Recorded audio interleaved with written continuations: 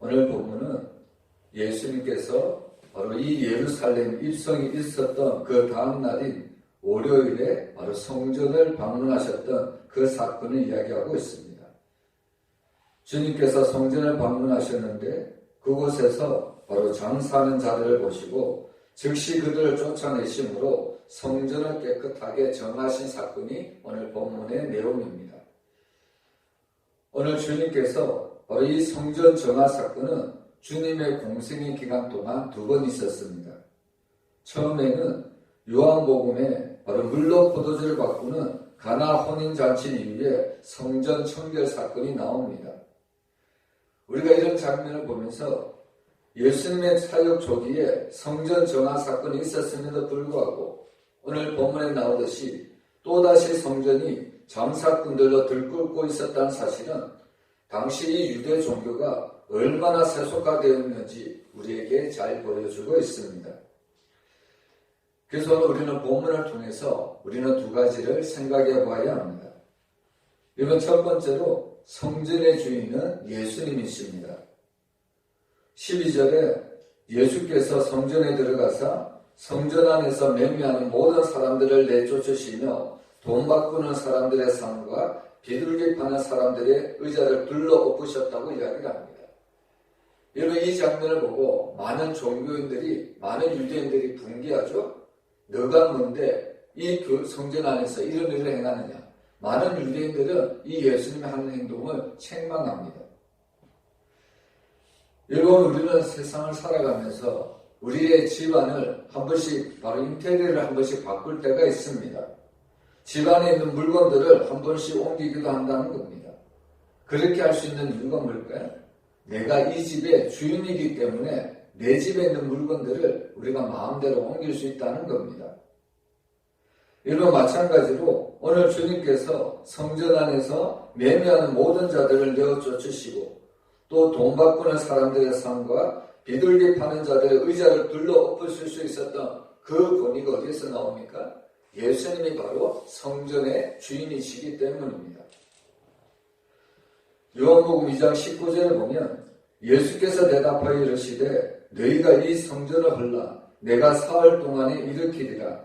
그러나 예수는 성전된 자기 육체를 가리켜 말씀하신 것이라.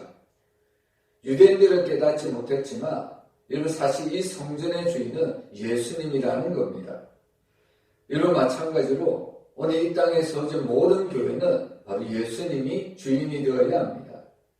왜냐하면 주님께서 자기가 바로 십자가에서 핏값으로 이 교회를 사셨기 때문입니다. 그래서 교회는 예수의 몸이고요. 그리고 교회의 머리는 예수 그리스도가 되어야 합니다. 여러분 예수님은 이 교회를 어떻게 세우실까요? 바로 주는 그리스도시요 살아계신 하나님의 아들이시라는 그 신앙 고백 위에 이 교회가 날마다 세워져야 합니다. 여러분 우리는 이 말씀을 보면서 오늘날 주님의 몸된 교회를 우리가 어떻게 여기며 살아가고 있는지 우리 자신을 돌아보아야 합니다. 주님이 교회의 주인이신데 혹시나 행여나 내가 주인 행세를 하고 있지는 않은지 우리 자신을 돌아보아야 합니다. 우리말에도 서공이 많으면 배가 산으로 간다는 말이 있습니다. 일본 교회도 내가 주인이 되면 교회의 문제는 끊이지 않습니다. 오늘 안타까운 것은 교회에도 여러 가지 다툼이 있고 싸움이 있고 분쟁이 있는 것을 볼 수가 있습니다. 그런 교회의 특징이 뭘까요?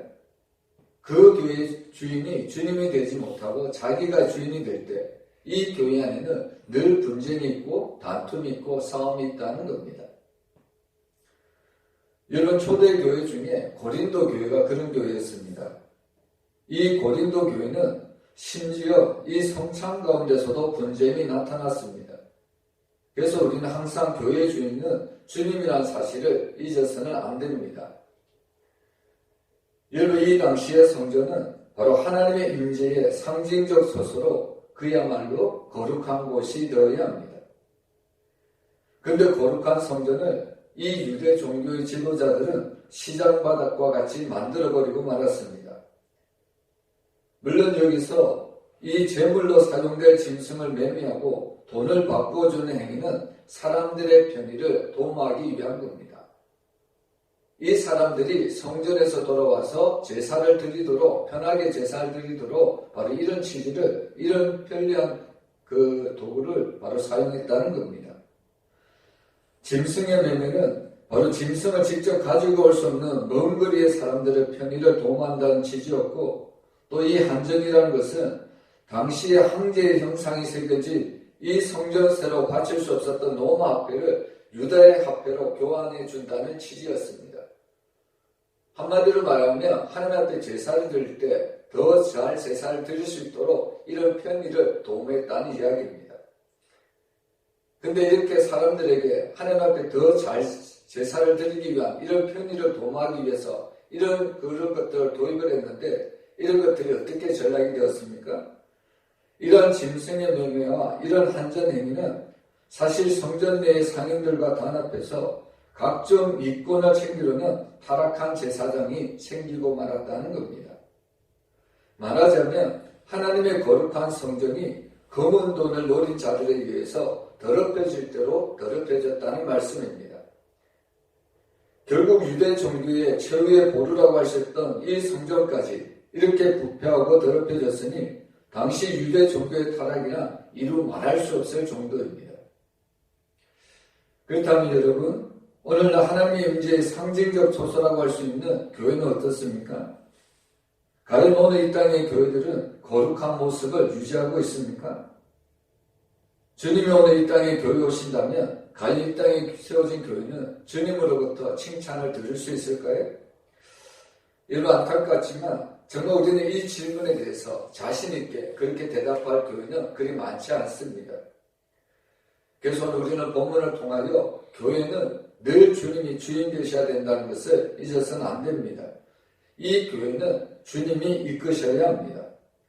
그리고 그 안에서 모든 성도는 주님의 이끄심에 순종을 하며 신앙생활을 해야 합니다. 여러분, 우리 교회가 바로 주님이 주인 되시고 또 주님이 이끄시고 우리가 그 주님의 이끄심에 순종하며 살아갈 때 우리 교회는 주님이 칭찬하시는 우리의 예배가 하나님이 기뻐 받으시는 그런 예배가 되는 것을 믿습니다. 날마다 우리 교회가 그렇게 세워지기를 주님의 이름으로 축복합니다. 그리고 두 번째로 오늘 본문을 통해서 교회는 어떤 곳이냐? 만민이 기도하는 집이라고 이야기를 합니다.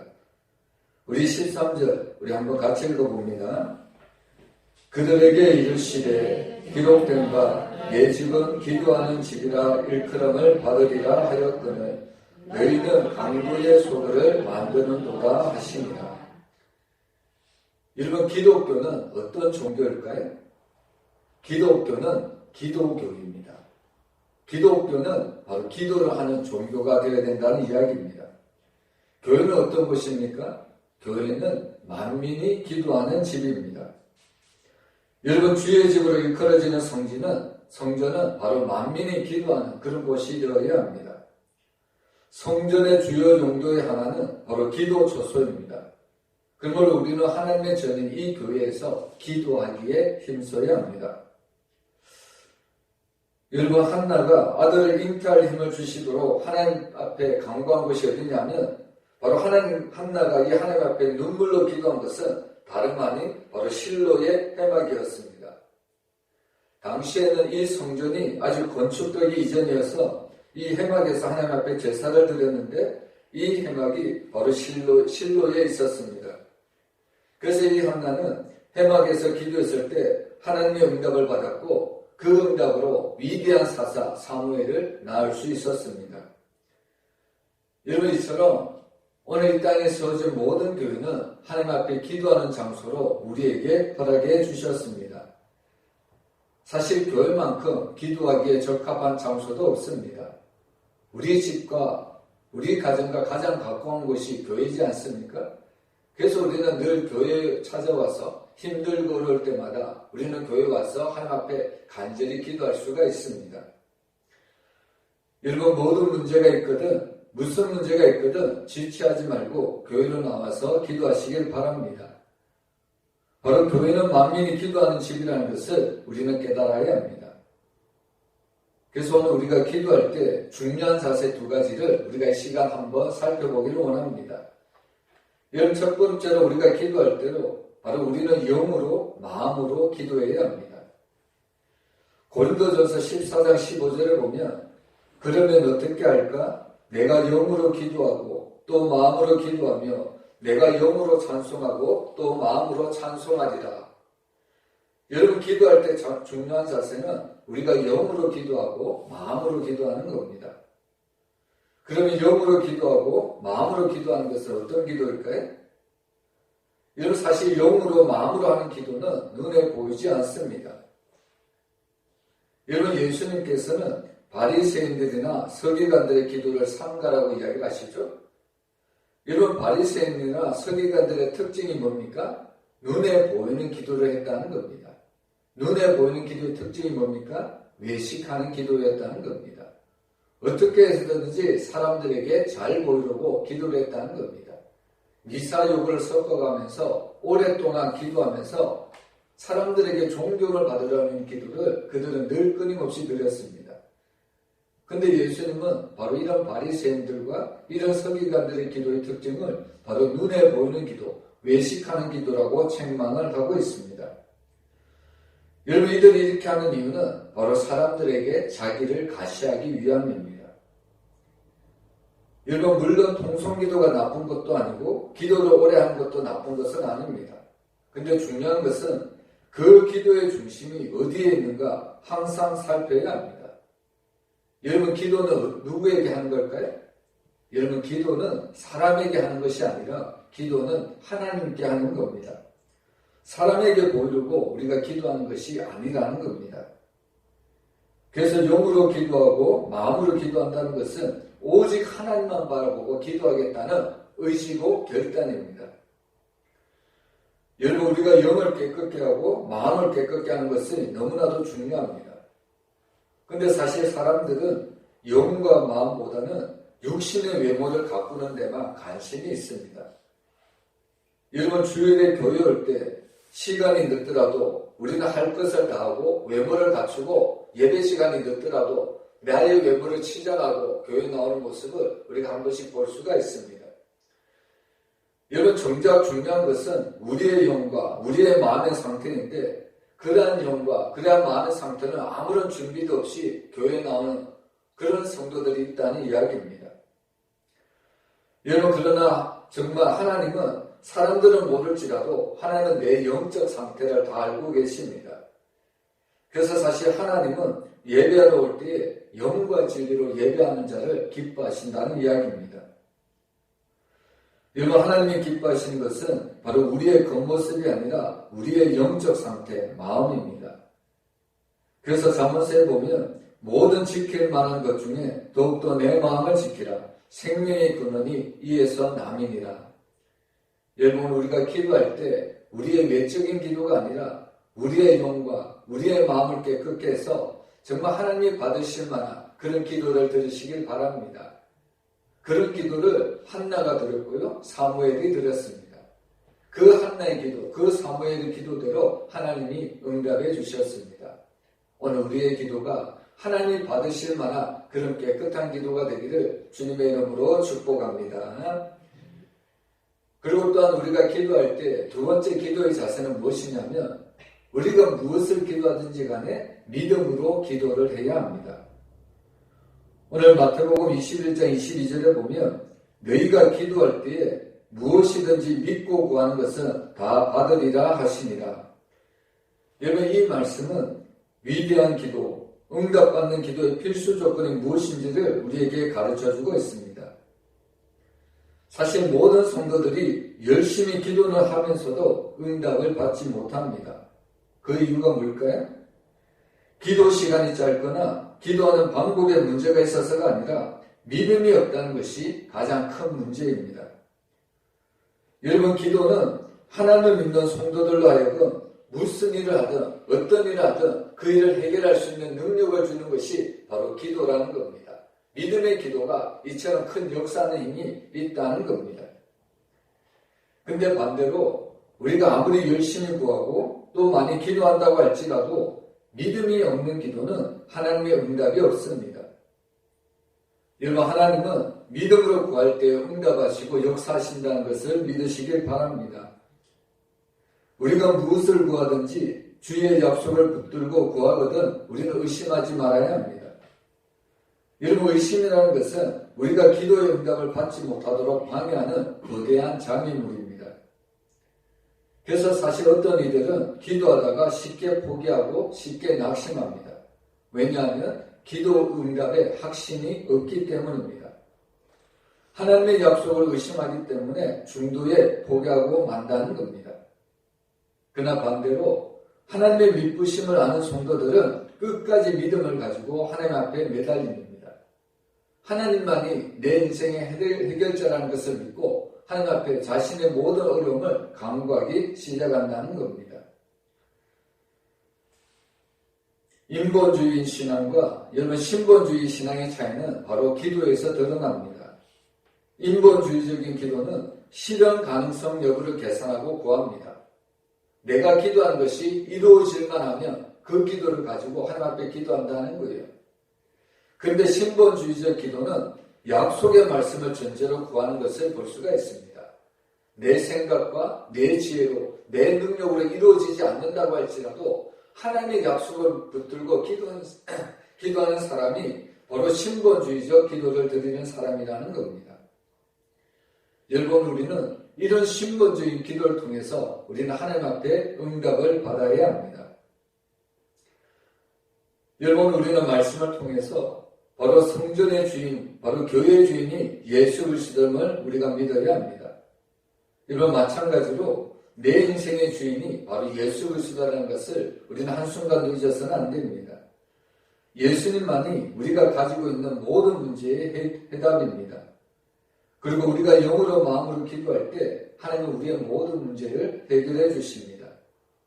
그리고 그 해결해 주는 놀라운 은혜가 오늘 본문에도 그 이야기가 나오는데 오늘 14절을 보면 맹인과 전원자들이 성전에서 예수께 나옴에 고쳐주셨다는 이야기가 나오고 있습니다. 여러분, 사실 오늘 이 맹인이나 다리 저는 자들은 이 당시 사회에서 외면당하던 소외 계층이었습니다. 근데 이들이 예수님께 나왔더니 그의 모든 문제를 주님께서 해결해 주셨다는 이야기입니다. 예수님을 만남으로 그들의 인생에서 행복을 가로막는 최대의 장애물이 제거되었다는 이야기입니다. 여러분, 우리는 이 말씀을 통해서 어떤 교훈을 만날 수 있냐면 우리 삶에도 어려움이 있죠. 우리 삶에도 문제가 있고 내 힘과 내 능력으로 해결할 수 없는 엄청난 어려움을 우리가 간혹 느낄 수도 있습니다. 그럴 때 사람들은 좌절하고 넘어지고 절망하고 쓰러집니다. 근데 여러분, 오늘 본문에 나오는 이런 장애인들, 그들이 가진 병들, 주님 앞에 나왔을 때 주님은 모든 것들을 고쳐주셨습니다. 이것은 무엇을 의미하냐면 나의 모든 삶의 어려움은 정말 주님 앞에 들고 나아가 주님 앞에 모든 것을 구하기만 하면 하나님은 나의 모든 문제를 해결해 주신다는 말씀입니다. 이 말씀을 통해서 우리가 확실히 믿어야 되는 것은 내 인생의 모든 해답은 정말 하나님 안에 있다는 것을 우리에게 가르쳐주고 있습니다.